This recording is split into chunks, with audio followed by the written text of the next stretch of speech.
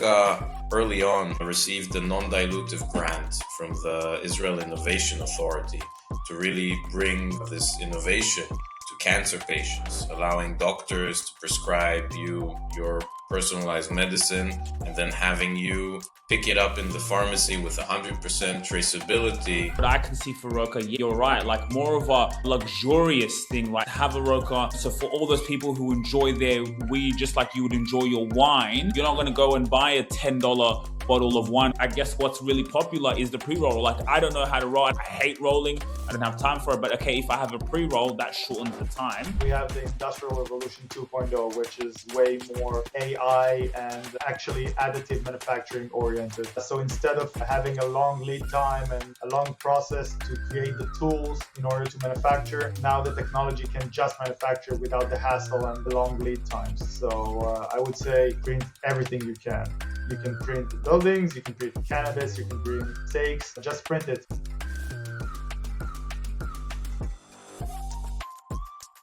Okay guys, welcome back to the Rabasha Family Podcast. Now we have a very, very special guest in the building. We're here with the two co-founders of ROCA, Printing Happiness, your brand, your style. And we have our special guest, Ram, a passionate visionary who's confident, creative, a natural communicator, and someone who's been a leader, assertive, action-orientated, ambitious, commanding, with a striving for excellence.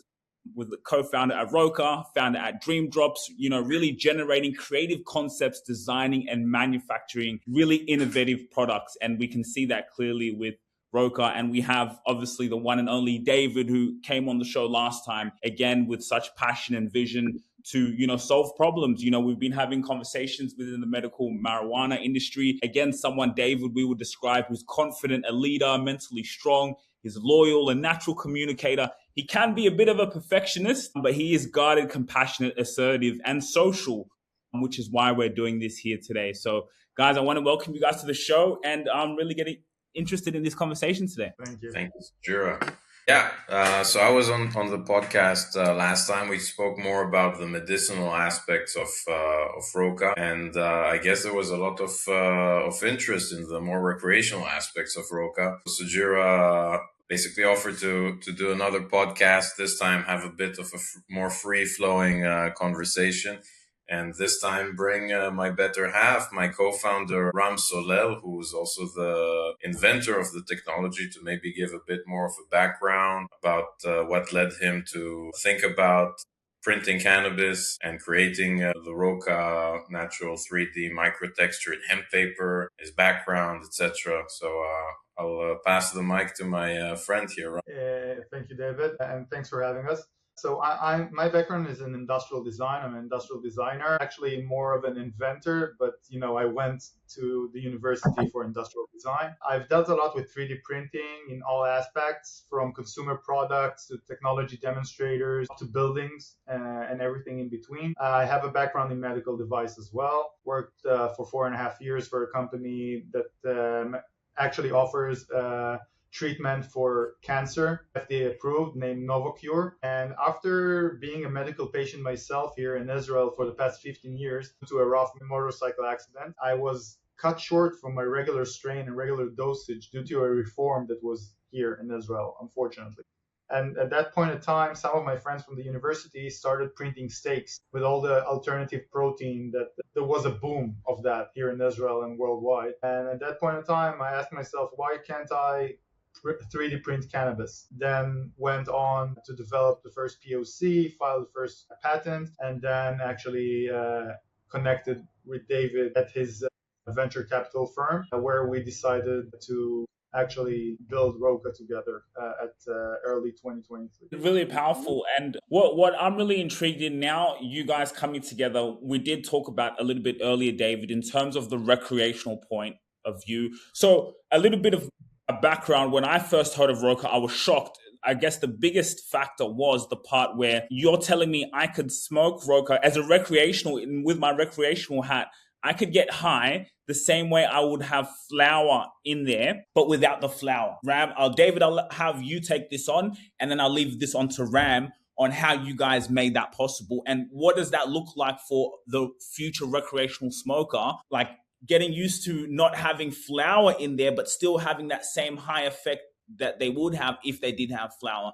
And can you guys correct anything if I've said anything wrong there? Marketing is all about storytelling. Dad, when we first started this business, what did you say to me? I said, yes, we do a podcast. Why? Because I want to tell our story. Why? Because I know the story builds a legacy. Builds a legacy. And that is exactly what we do here at ETS Rubasha Media. We market your story on social media so you could build a legacy for those who come after you, to build your business and your personal brand. Yeah, follow us on our platform. Go on our website, etsrubashamedia.com. This is about legacy, and it is about showing up on social media every single day, because if you don't show up, your competition will. No, for sure. You said everything right, Sajira. So actually, it's best to like illustrate. So I have right here, this is a ROCA wrap with 100 milligrams of THC infused on it. When it's rolled, basically, it's completely hollow. So there's nothing added into it.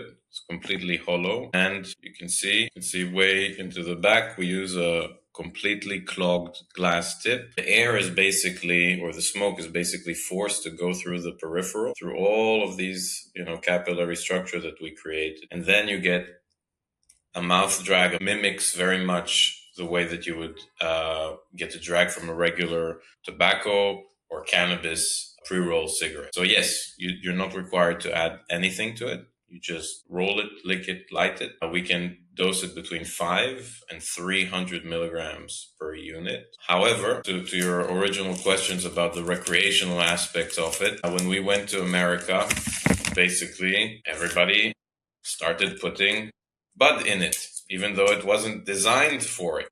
And we weren't really able to go, hey, stop putting bud in it. So we decided, if you can't beat them, join them. Exactly. And then all these qualities that we've created, we had to create our own glue. We had to create the groove structure, the micro-textured 3D pattern on the papers. This was originally designed so it can do this, be a vehicle for extract only. But people started coming up to us and saying, it self-corrects. It doesn't burn in a canoe anymore. It self-corrects because of the 3D pattern. It wasn't designed for it, but it's a great thing to find out that the paper actually has a lot of attributes for the recreational market as well. It's 100% natural hemp, and the micro texture here really gives you a smoother hit. So a lot of people came up to us saying it's smoother than a regular joint because they're not used to smoking brown paper that's so smooth.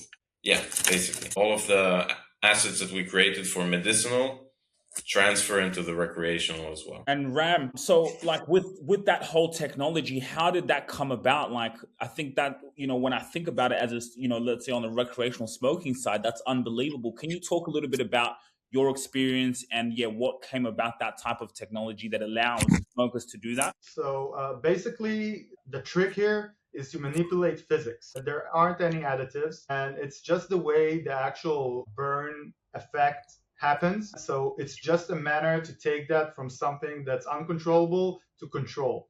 This is how you can control it with the geometry. And how can you affect the airflow and the way it hits on the throat for the end user is with those capillary structures. There is an array of, you can call it junctions, for the smoke that goes through them. So it travels a much longer way as opposed to a regular joint, and it enables it to cool down. This is why both of these effects actually affect heavily on recreational smokers. Because when you take flour and roll it unprofessionally, you would say, it can burn in an uncontrolled manner. So you don't actually make the most out of your weed.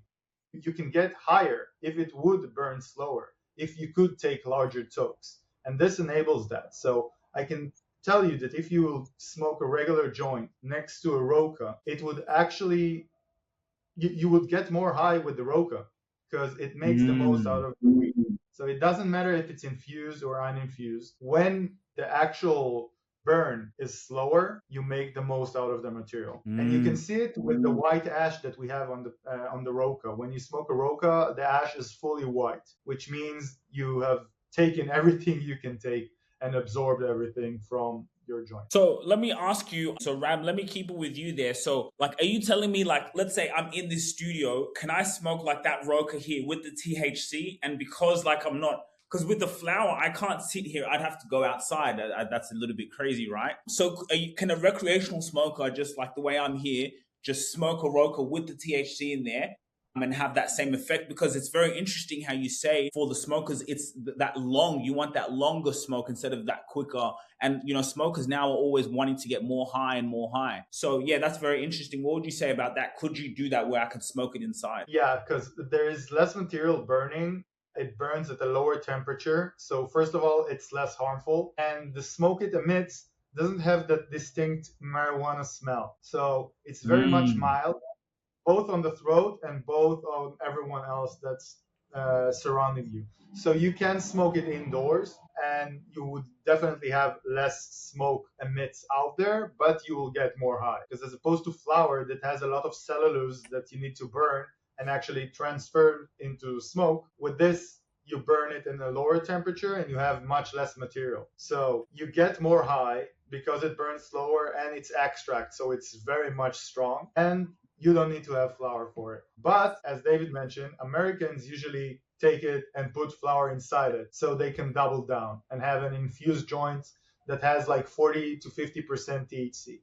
And we can accommodate both. So, okay, so, and let's flip it to you, David. So you're saying like what Ram just described, if I now put flour on that same joint, because that's the thing, when I went to America this time, like I went to the dispensary and then they said, oh, we have this thing called an infused joint. And I was like, I'd never heard of that before. I was like, and they're like, oh, come, it gets you even more high. He was like, yo, you got to smoke this slow, like it gets you, you know, so I had never seen that before. So what is that with ROCA? So now with ROCA, okay, I don't need the flour, but now if I put flour in there, what effect does that have? And can you make that in modern English language for us to understand the effect it has for recreational smokers and why this is a must use for smokers? Yeah, absolutely. Fantastic question. So what we've seen in at least with the American recreational smoker market is constant rise in the need for more. So more personalization, more dosage, more, you know, I want the tip to be from glass. And these ultra expensive to your visit in the US infused pre-rolls, right? It has a bunch of ranges, but for the most part, the idea is flour is not enough anymore. Like you want to get an extra kick. You want to get more high. You want to extend your high. So there's a lot of ways to do that. There's what's called hash holes, where there is infusion in the center, in the core of the pre-roll.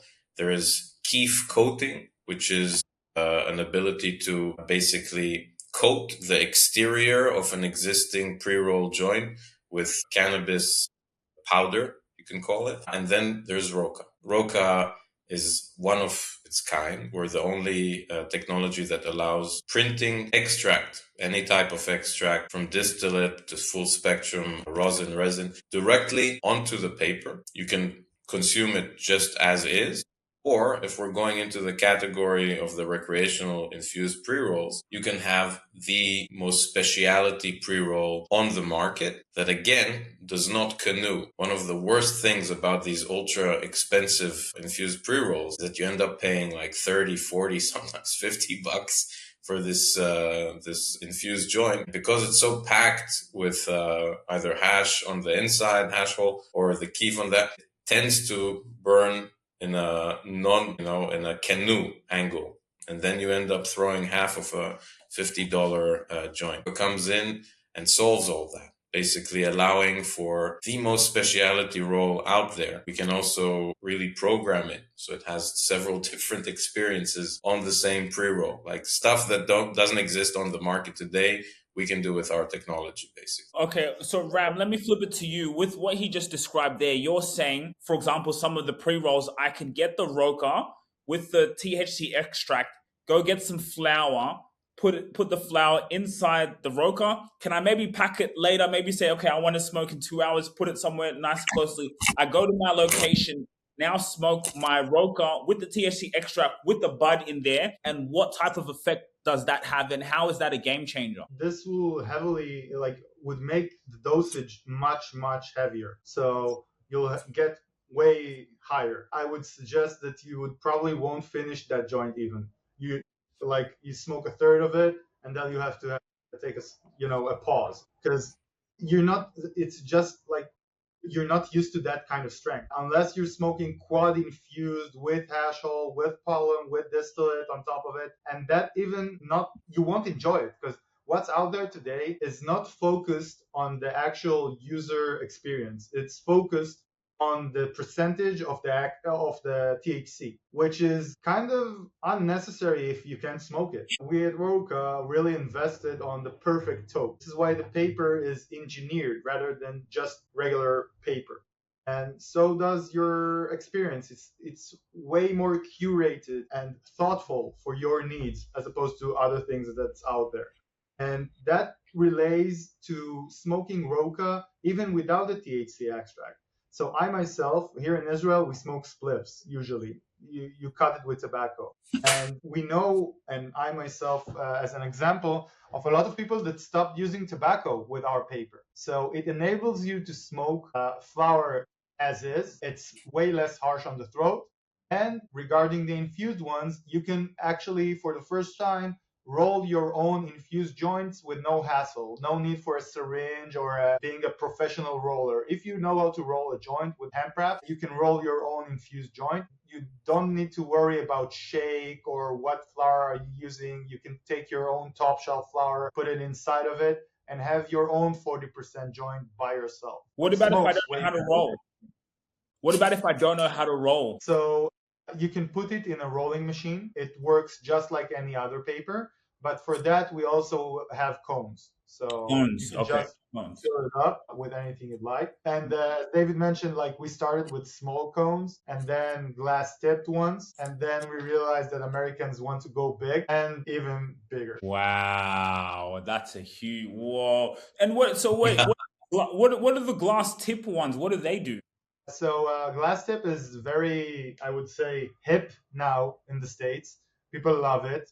And it's just another thing for people to get used to, I guess. It's more of a trend, but the real meaning behind it is this would sell at a higher price point than this. Okay. So the glass tip, some people love the way it smokes. I myself prefer regular tips, but we have to offer everything to accommodate the needs of a large crowd. And if glass tip is what people want, we won't take it from them. So we gladly offer glass tips as well. Wow. And David, let me flip it to you while you're showing us these amazing videos. On the commercial side of things, me being an ambassador with ROCA and, saying, okay, how can we help you guys take this to the next level? Also having my experience, being a smoker as well. So then I said, okay, how can we get investors? So what I would like to ask you, David, is in investing into the company, what are you guys looking for? And what will you guys now do with those funds to make ROCA bigger, make it more accessible? Then my second question could be, how do you get it to a country like Australia? Because here in Australia, it's not like America. It's not legal. Here in Australia, for example, I have a medical card from my Easy Kind. That's the prescription where I get it from. I would love to have ROCA in that, when I go in and choose what bud I want. Imagine if I could see, a ROCA and those that's awesome. So do you know the process in that? So yeah, two-parted question, and Ram, you can now join in that question as well. But yeah, first question on the investor side, how much would it take, to help ROCA go to the next level? Who knows, one thing I know about smokers is they're very passionate, and maybe we can crowdfund from, all these amazing recreational smokers. They can get us all the investing that we need, with social media now. So yeah, what funds are we looking at to take ROCA to the next level? What does that next level look like? And then, we can proceed. How do we get it into a country like Australia? Yes, sir. So first of all, I'll start with Australia, actually. I just had a call now with a producer that has EU GMP facility in South Africa and is looking to bring ROCA into Australia. So it might be faster than expected. Second, let me just clarify, because it's a great question. So I'll just give some more color on how ROCA was established and how we see ourselves operating on a global scale. So first of all, ROCA early on received a non-dilutive grant from the Israel Innovation Authority to really bring this innovation to cancer patients, allowing doctors to prescribe you your personalized medicine and then having you pick it up in the pharmacy with 100% traceability, capable of tweaking it from month to month based on your feelings, right? Turning cannabis from a license to a dangerous drug to a personalized prescription medicine. Right. Then we continued raising capital, mostly from high net individuals. We have one venture capital investor, mostly from the US, again, to develop the technology, the ability to print THC in precision dosage, the paper that took us around a year and a half to optimize to where it is today, all of the supply part. Now, as a company, we have two different business units. As we mentioned before, with the American populace wanting to put bud in it, even though it wasn't intended for it, we now have a full business unit that's completely dedicated to the recreational side of things on the paper side. So just the paper, that has no restrictions. In other words, the paper, we can sell, partner with potential collaborators in any state, any part of the world to sell the ROCA paper, the optimized paper. On the machine side of things, early on, because we manufactured our own machines from scratch, 100%, not because we didn't want to have a manufacturer do it for us, but because nobody could do it, basically. So we know the hurdles, the complications of creating machines, distributing the machines, giving maintenance to the machine, etc. So our model was always to partner up with existing operators in each state that already have the licenses for THC, the distribution, their own brand, powered by ROCA. So that is a much less capital intensive effort, allowing us to remain the technology layer and not the operator in each state, which would be a very capex intensive, opex intensive endeavor. So in order to get to this massive, rapid growth that we're now focused on the machine side of things, we are raising $3.5 million into the company. We are looking for obviously strategic investors, meaning investors that are not just contributing capital, but also have a certain angle of distribution, manufacturing, licensing, anything that would give us a leg up or something strategic for their specific market. I love when my investors or my partners have skin in the game, meaning they have a certain holding in our technology, in our company, for them to want to move it forward to more markets, for them to want to establish it deeper in their own market beyond just making money with the ROCA technology. So we're looking for strategic investors. Again, our focus is US and Canada, but we're looking to have global penetration. And Ram, what would you like to add on that?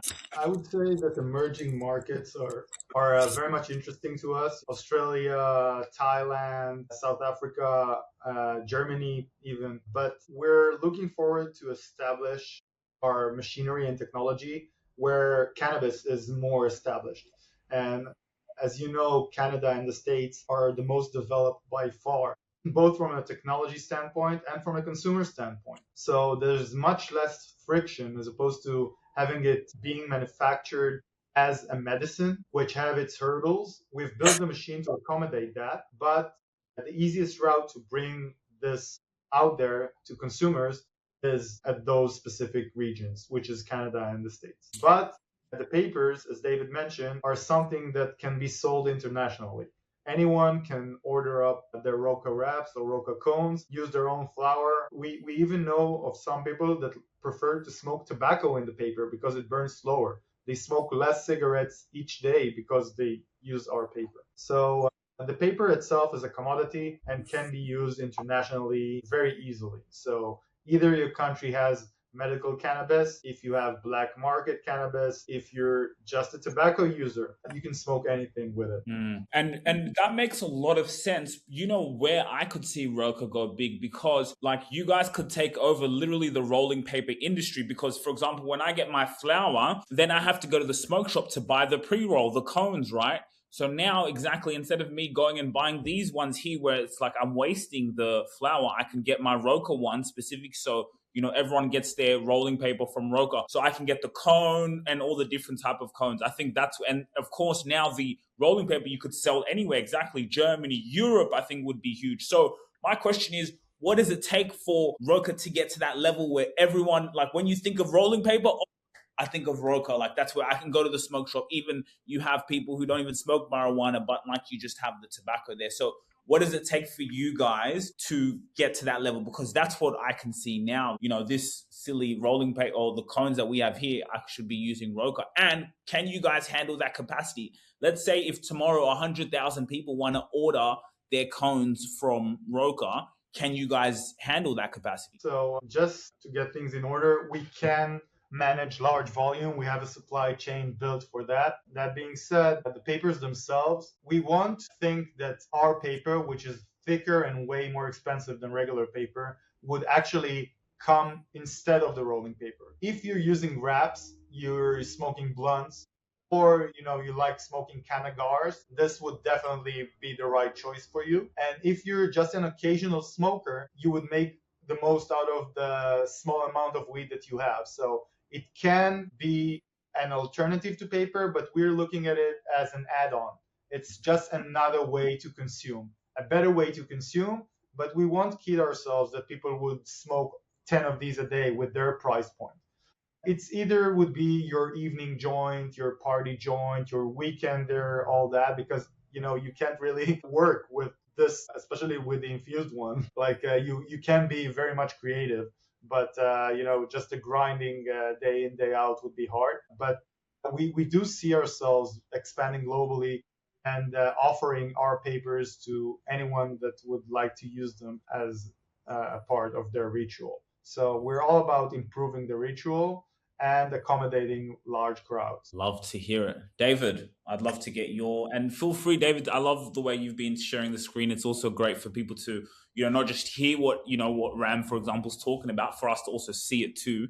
So yeah, David, because, okay, so that's very interesting. We can, if tomorrow, get 100,000 orders, from ROCA. So that's a very good thing to hear. So yeah, David, what would you like to add on that? I think Ram covered it pretty well. Ram is the 3D printing genius, and I'm the venture capital side of things. So together we kind of built ROCA to be very lean and allow for rapid growth when demand hits. So we have a logistic operation where we receive the paper from the US, then we give it the 3D microtexture, and even though at the moment we're not focused at it, we can also brand the papers. We have third-party rolling partners that roll the papers into those cones that you've seen, and it's just a matter of lead time. Like if we get now 100,000 orders from today to tomorrow, we calculate how long it would take with the existing supply chain and try to optimize it as much as we can. But it's not an issue. We can basically grow relatively quickly on the paper side of things. In fact, we're now going to be in the US on May 6th till May 10th for a conference called Champs, showcasing precisely the paper, not focusing so much on the fusion and the machinery. Ram is or was showing up till now the website where you can go in now, make an order your wraps or order your cones, again, to be filled with flour without the infusion element. The infusion element, like we mentioned, would require ROCA having a partner in your local market. So if you're in Las Vegas, we would have to have a Nevada market partner. If you're in LA, Los Angeles, California market partner, in New York, Australia. So this way we can get the paper out there as soon as possible and have people enjoy the benefits, like we mentioned, of the recreational side of things before coming in with the full ability to also smoke just extract. And I'd just like to add, so you guys on the website now, there is a coupon code, Sujira Rubasha, you can use to get a discount. So the link in the description, you guys will be able to use my coupon code so you can get a discount, order as many as you can. So quick question on the supply chain logistics side. Like, for example, the other day I ordered something from Amazon. It got here straight away, 2 days later, boom, it got here. Okay, I said, wow, Amazon have a very, very, very, very good supply. That's how they keep customers. That's why they are where they are. So if I was to order rolling, I have my flower that's come in, and smokers, they want their stuff now, as soon as possible. When can I get my weed, my rolling papers? So when I'm ready to enjoy, like, I'm good to go. Convenience. That's what customers want. So if I was to order my ROCA, I want my glass tip rolling paper. How long would it take to get to Australia, to get to Germany? I know America's a big market, and that's a whole different shark in itself. And, we'll also talk a little bit about that. But yes, let's say for the, smokers out there who are also globally, that we could just see the website. They can use my coupon code to order wherever. How long would it take to get there so that they can enjoy their sessions? So just like our supply chain and shipping at the moment is dialed in for the States. So in USA and Canada, you'll get it probably within a week. Internationally, it would probably take about 2 weeks. So I would bulk up my order so you'd have an inventory. Yeah. Basically, Sujiro, our focus is the US, but if we see that there is interest from a certain market for us to bring in a 3PL partner, a local distributor, somebody that has a large stock of our papers, can really turn the process from 2 weeks to a couple of days, giving you like an Amazon-like service. It all depends on the demand from each market and how we grow. Right now, we're also looking at Europe to bring a 3PL partner there, because we're seeing a surge in demand after ICBC Cannabis Conference that just took place in Berlin.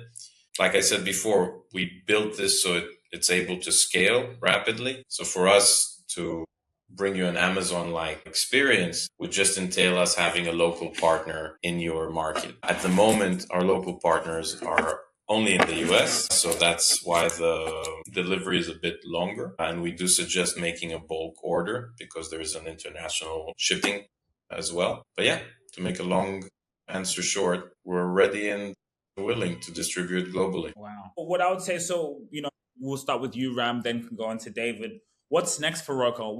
What's next? What are you guys innovating for the smokers out there? Why should people be excited what's happening with ROCA again in America? Like I said, going out to in America, there's a big culture of backwoods. People do I've never really liked the tobacco. I've just loved pure flower. Just that's the best way to enjoy it. So I'd love to hear what's kind of the future, what's on your mind, and how can this help the everyday smoker out there? So there are two aspects for this, two parts of the answer. First of all, I would address the backwoods. So backwoods is nicotine. There are alternatives like tea leaf and hemp. Our paper outperformed all of them. That's guaranteed. So it's either the burning aspect of it, which is a slow burn, and the neutral taste of it that allows you to taste the flower rather than the nicotine or the cigar wrap. And on the other end, is to actually introduce the American market is heavily directed towards pre-rolls. So there are a lot of people that don't know how to roll flower and they just buy something that's easy to take out of the tube, light it up and smoke it. This is why we're working with other technology companies to integrate our products into their environment. So we are working with companies like Accelerant, like Xylem, like Hephaestus to integrate our products, our cones to their machinery, and then enabling manufacturers and operators to launch new pre-roll categories with ROCA wraps. So you could buy your regular J at the dispensary with a ROCA cone instead of a regular cone. And that would ensure you, at the end user, you would enjoy it better because it would smoke slower and less harsh on the throat and you'll get more high. And on the other way, the actual manufacturer or operator or dispensary can charge a markup for that, because a hemp wrap is something that's way more costly than a regular cone. So we are intending to launch something that will accommodate anyone, but we're not the low tier joints that you have. So that's the direction we're taking, either infused or uninfused ROCA pre-rolls at the dispensary. What I'd just quickly love to add on that, like what I can see for ROCA, yeah, you're right, like more of a luxurious thing, right? To have a ROCA, so for all those people who enjoy their weed just like you would enjoy your wine, you're not going to go and buy a $10 bottle of wine or whatever. So with your rolling paper, let's say you've got really good flour, or you can go online, you can use my coupon code Rubasha, SUGIRA when you're checking out, get a discount and just enjoy your marijuana, especially out there in America. It's a huge market. Like you said, it's where your most common market is. And I guess what's really popular is the pre-roll. Like, I don't know how to roll. I hate rolling. I don't have time for it. But okay, if I have a pre-roll, that shortens the time. And that's what you guys are good at. So yeah, David, what do you see as the future? And, there's I guess a lot to be excited for with ROCA. Absolutely. So, on this call and in general, we just talked about the smoking application. ROCA's machine or technology that we developed is also relevant for edible markets and markets that extend well beyond THC, cannabis, recreational, medical. Our technology could be relevant for pharmaceutical aspects, basically mixing and giving precise dosages of medications that people often need to take several pills together. One pill, one substrate. There's a lot of ways where the ROCA technology can go just within the cannabis space, like the edible potential of what we have is immense. The process of now creating an infused gummy, when you eat like a gummy that has THC in it, we can streamline that process to the point where you take a regular gummy, you use our technology to coat it with a precision dose of THC, and then our technology to coat it with a sugar-based sealant that keeps the THC from oxidizing and allows you to basically consume it safely. So we can streamline so many other processes within the cannabis space, outside the cannabis space. Our technology at the moment, the machines are focused on being able to infuse just our paper specifically and in a straight form factor. The machines can be revised to coat for the recreational market, pre-existing pre-rolls, right? There's a lot of different things that we can do with our technology for the cannabis market, beyond the cannabis market. There's so many ways our technology can go from here. Love to hear it. Okay, so guys, what I'd love to do is play a game where I'll say a word and whatever comes to your mind, you guys can say it, okay? We'll start with you, Ram. THC. And then you can explain. Yeah, viscous. Yeah, that's like coming from a medical background, like a medical patient background. THC percentage was something that was just listed on the packages. But after dealing with it for so long, the main attribute that I see from a technology standpoint, which is how I frame THC at the moment, is viscous, and how I can attack it in order to make it something that's more pliable. So viscous. Interesting. David? THC, my head goes to medicine. Obviously, we've been educated on the market in the US and how the lines between medical and recreational are so blurry. They get their patients and recreational consumers get their cannabis at the same spot. But to me, THC is still widely looked at as a drug, where it should be looked at as a medicine with actual benefits to a lot of people in a lot of different spheres of medicine. Interesting. Innovation, Ram. Innovation, when I say that, what comes to your mind? Print everything. Yeah.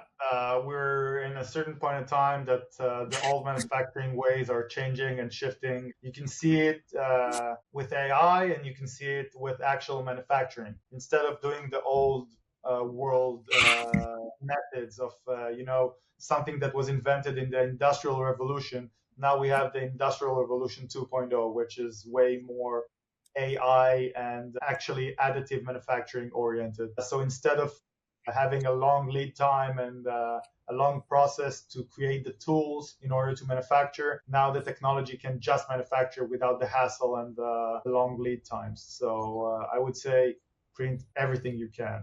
You can print buildings, you can print cannabis, you can print steaks, just print it. Love it. David? My background is venture capital investing.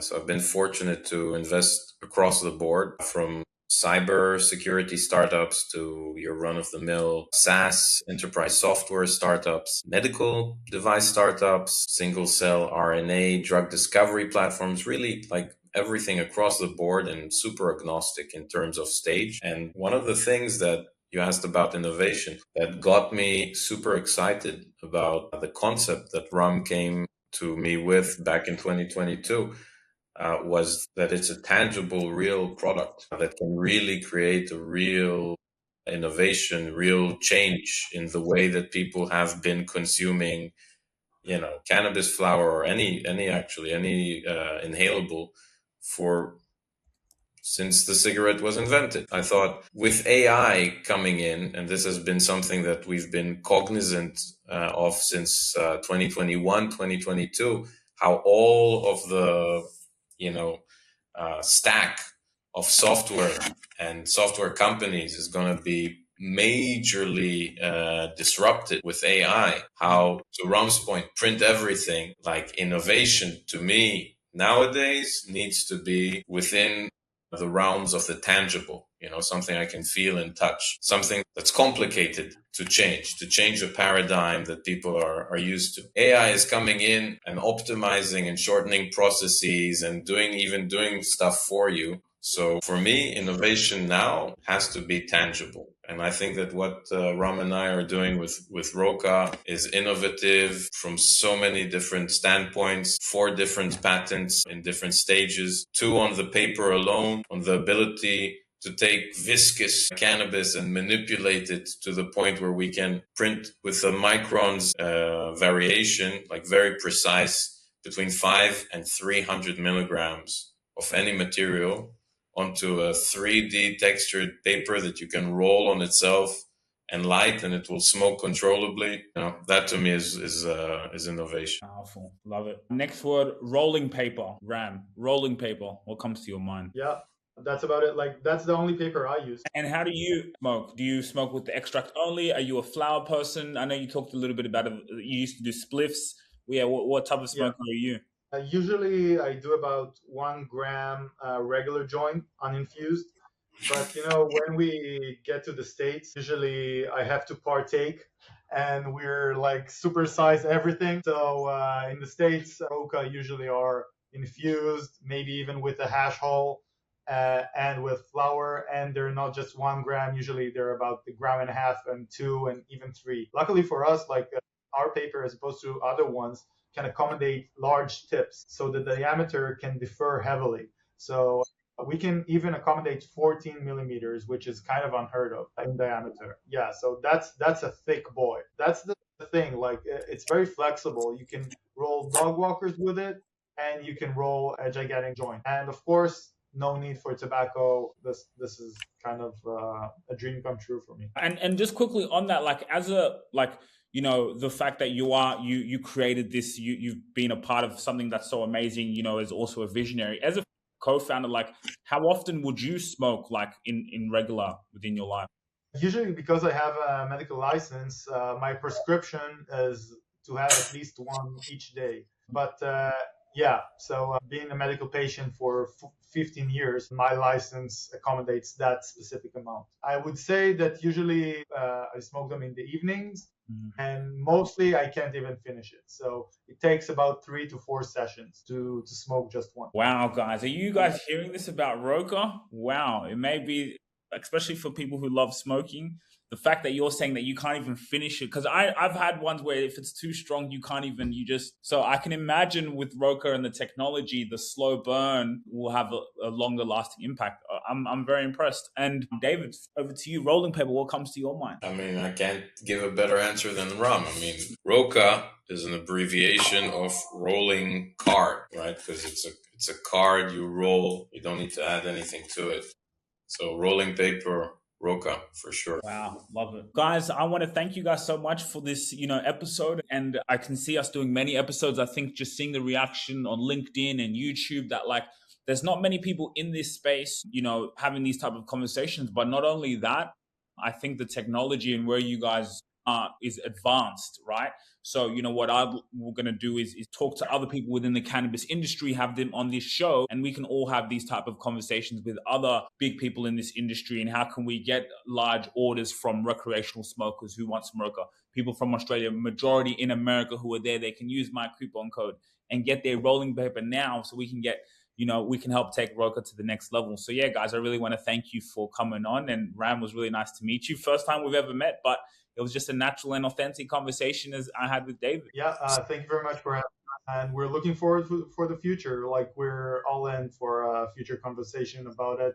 Our technology is ready, and we're looking forward to have practically everyone use it. Awesome. David? Hey man, we'll see you in Australia soon, I'm hoping. And just before we leave, where's the next trip? I know you guys are getting ready for a trip. Can you let everyone know where?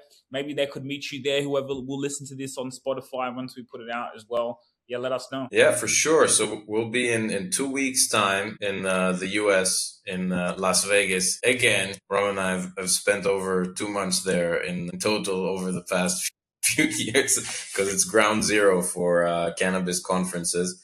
We're going to be presenting ROCA papers at Champs conference in Las Vegas, Nevada, between the 6th and the 10th of May. It's going to be an event where you can purchase on the floor. So literally, it's a buyer's event. We're going to present to distributors, buyers, retail, smoke shop owners, dispensary owners, really getting ROCA to the masses there. Awesome. Ram? Yeah, feel free to meet us and contact us directly through LinkedIn. We'll be there with inventory of cones and wraps, and we might even drop for a couple of days afterwards to California to see the local scene there and introduce ROCA to local dispensaries. Yeah, I think California could be a big market for you. If you can dominate into California, then if people stamp it from California, because we all know California, when it comes to marijuana, anything like that, we've got some really good stuff there. So yeah, it'll be interesting to see where ROCA goes. I'll continue to do my best as ambassador to reach it out to as many people. And then I got to come to America.